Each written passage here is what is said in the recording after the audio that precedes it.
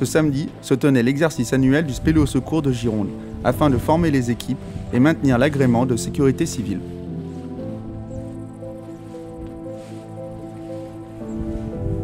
Un scénario est mis en place dans le but de simuler une victime coincée sous terre à évacuer. Alors que le conseiller technique et les adjoints organisent le secours depuis le PC, poste de commandement, les membres de l'ASV, assistance à la victime, s'activent pour se préparer. C'est en effet eux les premiers engagés afin d'aller au contact de la victime.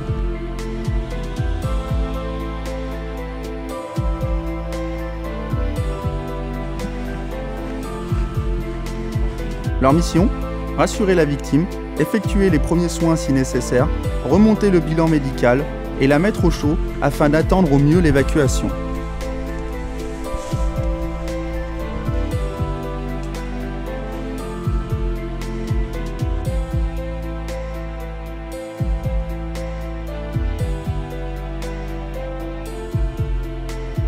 Pendant ce temps, au PC, l'information est primordiale. C'est grâce aux infos remontées par les téléphones filaires ou bien sans fil, ou encore les estafettes humaines, que le CT va pouvoir décider quelles équipes engager sous terre. Aujourd'hui, il faut une équipe pour désobstruer certains passages et une équipe pour installer un palan afin d'assurer la civière. Une fois tout cela effectué, l'équipe d'évacuation va pouvoir aller au contact de la victime en apportant casque et civière.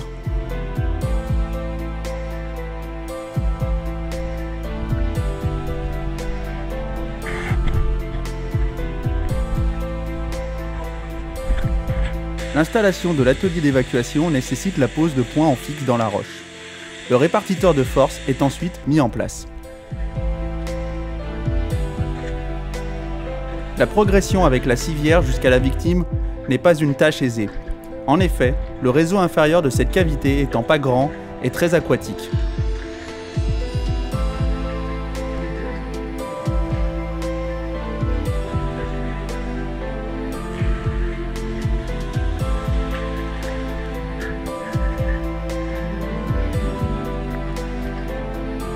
Arrivé sur place, l'ASV a bien mis la victime au chaud et surtout isolé de l'eau du mieux que possible.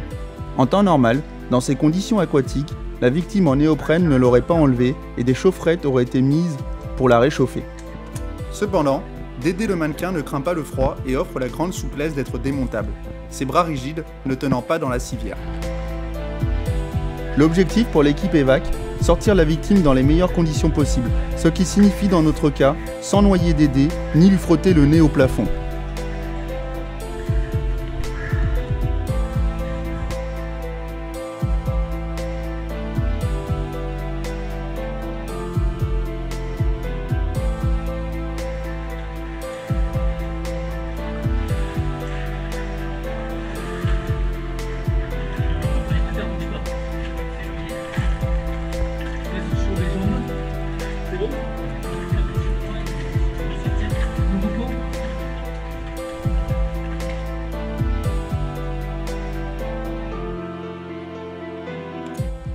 L'atelier mis en place permet d'extraire la victime du réseau inférieur en toute sécurité, afin de poursuivre l'évac dans les galeries fossiles.